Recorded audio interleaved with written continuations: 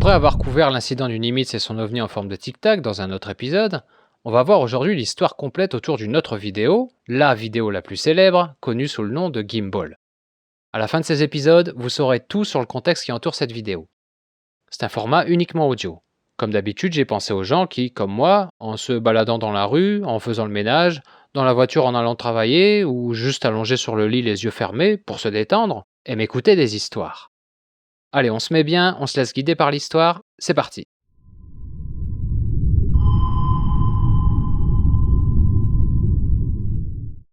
Bienvenue à la base aéronavale d'Oceana. Pour situer les choses, nous nous trouvons en Virginie, un État à l'est des États-Unis et qui possède une ouverture sur le littoral atlantique. D'ailleurs, la base d'Oceana se trouve à moins de 5 km de la côte et de sa célèbre plage Virginia Beach. Cette base est donc très bien placée pour les avions de chasse qui vont quotidiennement s'entraîner au-dessus de l'océan. 5 km pour un avion de chasse, c'est un saut de puce, et moins d'une minute après avoir décollé, ils sont déjà loin de la côte. Sur la base, plusieurs escadrons de vol ont leur quartier, dont l'escadron VFA-11, l'escadron Ryan Graves. Enfin, VFA-11, c'est le nom officiel. Les pilotes de chasse américains aiment attribuer des petits noms à leurs escadrons. Il faut dire que VFA-11 pour des pilotes de chasse, ce n'est pas vraiment un nom qui en impose. Par contre, l'escadron des déchireurs rouges, les Red Reapers en anglais, il faut reconnaître que ça en jette un peu plus. C'est comme ça qu'ils ont choisi de s'appeler, et c'est aussi comme ça qu'on va les appeler. Dernièrement, sur la base, les choses sont plutôt calmes pour les Red Reapers. Depuis qu'ils sont rentrés au pays, après un déploiement de plusieurs mois en Afghanistan, le temps est à la récupération. Les entraînements aériens sont moins intenses, moins fréquents, et ils passent beaucoup moins de temps en vol. Aussi, comme les avions sont moins utilisés pendant cette période de récupération, on en profite pour faire de la maintenance sur le matériel. Les avions sont envoyés au hangar de maintenance, où on les soumet à une révision complète, et où on répare ce qui doit l'être. Mais cette fois-ci, en plus de la maintenance habituelle, on va aussi mettre à jour l'équipement de bord. Les avions des Red Reapers sont des F-18 Super Hornets, les mêmes donc que ceux que pilotaient les protagonistes d'une autre histoire, celle du Nimitz et son fameux ovni en forme de tic-tac. Le F-18 Super Hornet est un avion qui date du début des années 2000, mais son radar, lui, repose encore sur une technologie des années 1980. Depuis, évidemment, il y a eu des progrès techniques, et d'ailleurs les nouveaux F-18 qui sortent des chaînes de production sont directement équipés de versions plus modernes. Pour combler le retard des anciens F-18, l'armée américaine a lancé un programme de mise à jour des équipements.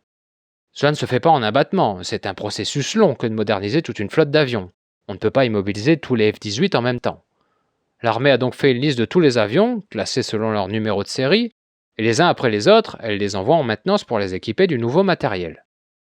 C'est important pour bien comprendre ce qui va suivre. En effet, pendant cette période de transition, les pilotes de la base d'Oceana utilisent certains F-18 qui sont déjà dotés des nouveaux radars, mais aussi des anciens modèles qui n'ont pas encore été mis à jour. La zone réservée aux entraînements aériens de la base d'Oceana se situe au-dessus de l'océan Atlantique. Elle commence à 16 km de la côte et s'étend jusqu'à 400 km du littoral. Aujourd'hui, les pilotes dont les avions ont été équipés des nouveaux radars, enthousiastes à l'idée de les essayer, se rendent sur zone.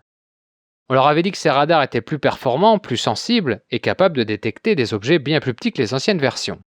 Et effectivement, sur l'écran radar, il semble y avoir plus d'activité que d'habitude, et même un peu trop d'activité. D'habitude, quand on est sur la zone d'entraînement, ce qu'on voit sur l'écran radar, ce sont les collègues. Si on fait un exercice à 3 avions par exemple, eh bien chaque avion va avoir 2 signatures sur son radar correspondant aux 2 autres avions, et rien d'autre. Rappelons qu'il s'agit d'une zone d'entraînement de l'armée et donc presque exclusivement fréquentée par des aéronefs militaires. Ce n'est pas une zone prohibée à proprement parler, contrairement à d'autres endroits où il est formellement interdit de pénétrer l'espace aérien, comme ça peut être le cas aux alentours de certains sites nucléaires par exemple. C'est plutôt une zone fortement déconseillée, on va dire. Les contrôleurs aériens, les pilotes de l'aviation civile ou ceux de l'aviation privée, sont en général assez bien informés pour ne pas s'aventurer sur le terrain de jeu des avions de chasse et ils préfèrent contourner la zone. Il peut arriver à des avions de ligne ou à des avions privés de s'égarer et de pénétrer la zone par erreur, mais ça reste quelque chose d'assez rare et puis, en général, de telles choses se produisent en bordure de l'espace aérien. Un avion qui est en train de le contourner, mais qui s'écarte un peu de sa trajectoire et qui, pendant un court instant, vient empiéter sur la zone. Mais ces signatures radar que sont en train d'observer les pilotes semblent bien correspondre à des objets qui auraient clairement pénétré à l'intérieur de leur zone d'entraînement.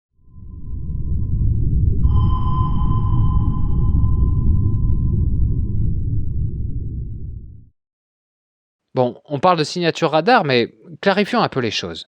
Ces pilotes, qu'est-ce qu'ils voient exactement sur leurs écrans? Eh bien, imaginez-vous dans un cockpit d'avion de chasse. Devant vous, plusieurs écrans. L'un de ces écrans correspond à une vue à la première personne. Au bas de cet écran, un petit icône qui symbolise votre avion, et au-dessus, le cône de vision qui représente l'angle de ce que vous pouvez voir quand vous regardez devant vous. C'est quelque chose que les gamers n'auront pas de mal à imaginer, c'est une représentation assez courante dans les jeux vidéo. Sur cet écran, vous verrez donc ce que le radar détecte devant vous. Maintenant, baissez la tête et vous verrez un autre écran, un peu plus grand, que les pilotes appellent le SAP, SAP en anglais, et que nous on va appeler l'écran de situation. Sur l'écran de situation, l'icône qui représente l'avion est au centre, et on peut voir tout ce qui se passe autour, y compris sur les côtés et aussi derrière. C'est comme si on voyait l'avion du dessus avec tout ce qui l'entoure. C'est pour ça qu'on va l'appeler l'écran de situation, parce qu'il renseigne sur la situation générale, et pas seulement sur ce qui se passe devant. Que ce soit sur l'un ou l'autre de ces écrans, quand le radar détecte quelque chose, c'est représenté par un petit symbole. Imaginez-vous le dessin schématique d'une horloge, un cercle avec les aiguilles à l'intérieur. Maintenant, enlevez une des aiguilles pour n'en garder qu'une, et vous aurez une idée de la façon dont sont représentées les signatures radar. L'aiguille représente simplement la direction qu'est en train de suivre l'objet détecté. Ainsi, en un coup d'œil, vous pouvez voir où il se dirige. Vous n'avez pas à le garder à l'œil en attendant de le voir se déplacer, pour pouvoir en déduire sa direction. Eh bien, ce qu'il y a d'étrange avec ce que sont en train d'observer les pilotes sur leurs écrans, c'est que les aiguilles de direction se comportent de manière peu ordinaire. Si vous observez un avion classique en train d'effectuer un virage, vous allez voir l'aiguille tourner progressivement. Elle peut par exemple pointer à midi et au cours d'un virage à 90 degrés sur la droite, elle va lentement tourner pour passer de midi à 1 heure, puis à 2 heures et s'immobiliser à 3 heures. Là, ce qu'observent les pilotes, ce sont des aiguilles qui passent d'une direction à une autre. Elle pointe à 6 heures, puis elle passe à midi, se retourne encore pour pointer vers le bas ou sur la droite à gauche, comme l'aiguille d'une boussole devenue folle. C'est surprenant. Mais contrairement à ce qu'on pourrait penser, les pilotes ne s'y attardent pas vraiment. Le matériel vient juste d'être installé, et comme c'est parfois le cas avec les nouveaux radars, ils ne sont pas parfaitement opérationnels dès le début. Il peut s'agir d'un bug informatique, ou une mauvaise installation, un capteur mal nettoyé, ou, et c'est l'hypothèse la plus vraisemblable, un mauvais filtrage. Vous savez peut-être que les radars peuvent détecter énormément de choses, mais qu'on ne leur demande jamais de montrer tout ce qu'ils voient. On leur demande de filtrer les informations. Il faut donc que la sensibilité du radar soit finement ajustée pour ne laisser passer que les signatures significatives. Et puis aussi, les pilotes sont au courant que ce nouveau modèle de radar, le APG-79, connaît des débuts un peu difficiles. Il rencontre des problèmes techniques depuis son lancement et peut produire ce que les pilotes appellent des false tracks, en français des fausses cibles. C'est rien d'anormal, hein. Il s'agit d'une technologie récente et elle est encore en phase de perfectionnement. Bref, on peut tout à fait envisager qu'il s'agit d'un problème d'ordre technique. Autre hypothèse, il pourrait s'agir d'aéronefs bien réels, mais en vol stationnaire. Un hélicoptère donc ou un drone. Ça expliquerait les mouvements bizarres de l'aiguille. Ces mouvements ne correspondraient alors pas à des changements de direction, mais juste à une position stationnaire mal interprétée par le radar. En effet, le radar cherche absolument à déterminer une direction, et quand il n'y en a pas parce que l'objet reste au même endroit, le radar pourrait ne pas savoir comment le représenter. Ou alors, étant donné qu'un vol purement stationnaire ça n'existe pas vraiment, parce qu'il y a toujours un peu de vent, il y a des fluctuations, et c'est difficile pour un hélicoptère ou pour un drone de conserver exactement la même position. Et c'est peut-être ces petites variations qui font bouger l'aiguille dans toutes les directions.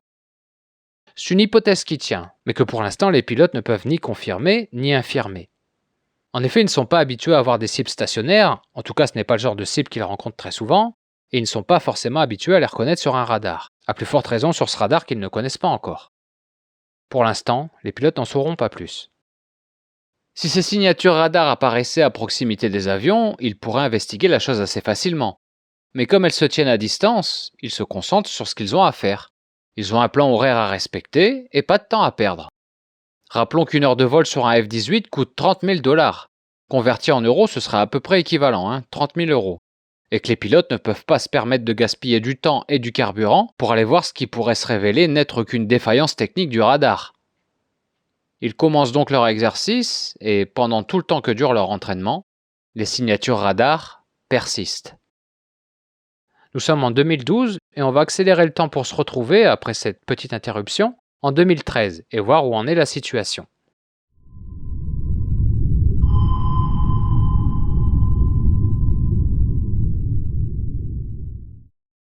Nous sommes maintenant en 2013 Les radars ont été vérifiés, recalibrés, rien à signaler de ce côté-là. Ils semblent fonctionner tout à fait normalement. Pourtant, chaque fois que les F-18 se rendent au large, sur la zone d'entraînement, les signatures radar apparaissent.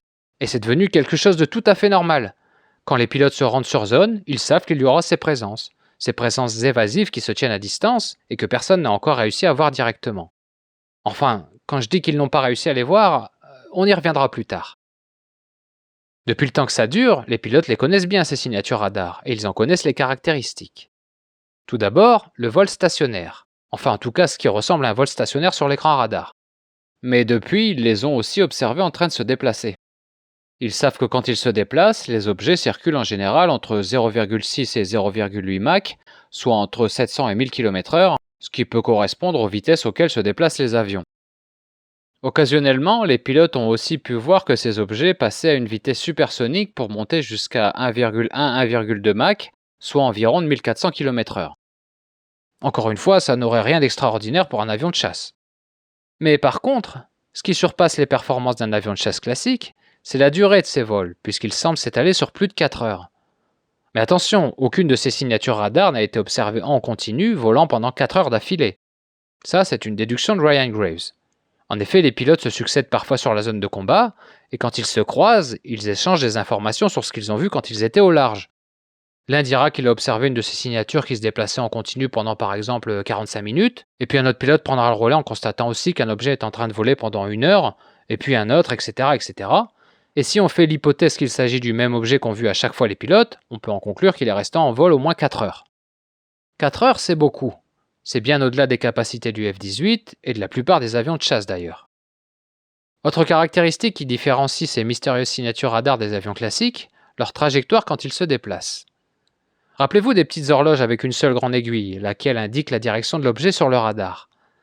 Eh bien, en temps normal, si on observe le déplacement d'un avion d'un point A à un point B sur l'écran radar, on va voir que l'aiguille est orientée vers le point B et qu'elle reste plus ou moins dans le sens de la marche pendant tout le trajet. C'est d'autant plus vrai si l'avion est sur pilotage automatique, puisque l'ordinateur de bord calcule des trajectoires qui sont les plus directes, les plus droites possibles.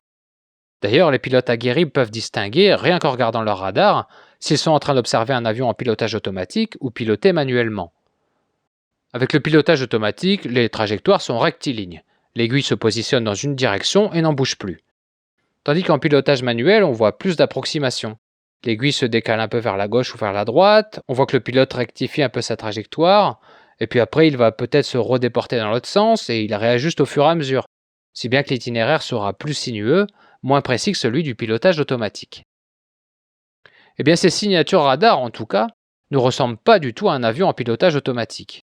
Leur trajectoire est plutôt chaotique, et pour aller d'un point A à un point B, ils ne sont pas du genre à suivre le chemin le plus court. L'aiguille de direction, quand il se déplace, bouge un peu dans tous les sens.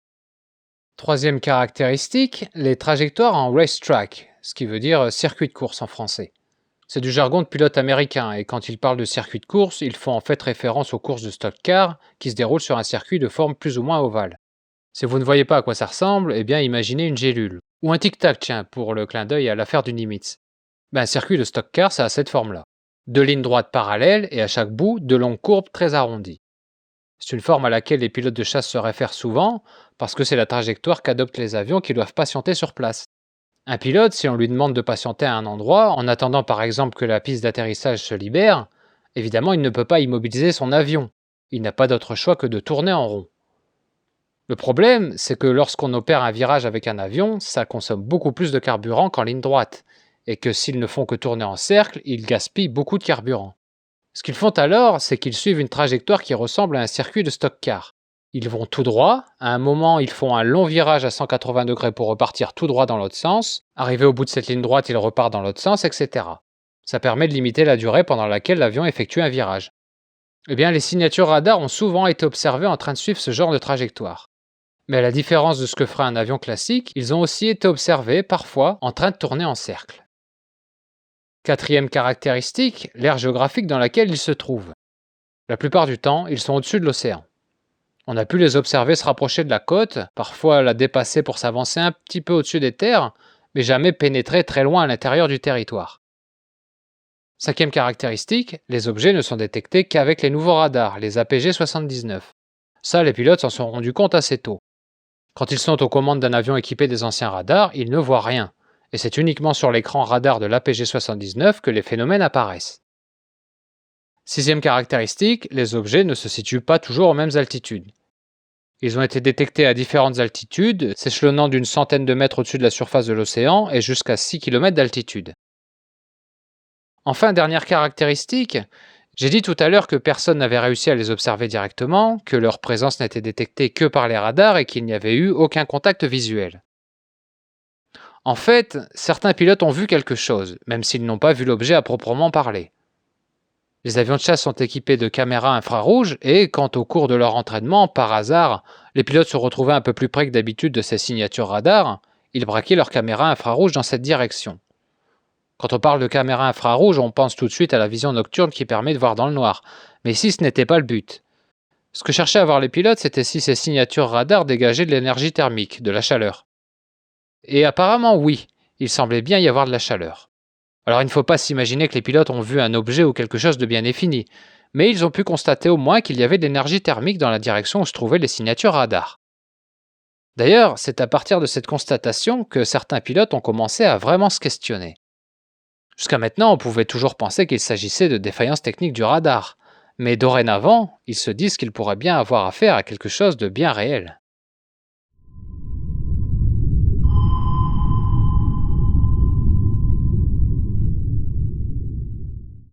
Alors, il y a quelque chose qui, à certains d'entre vous, doit paraître un peu curieux, et c'est bien compréhensible.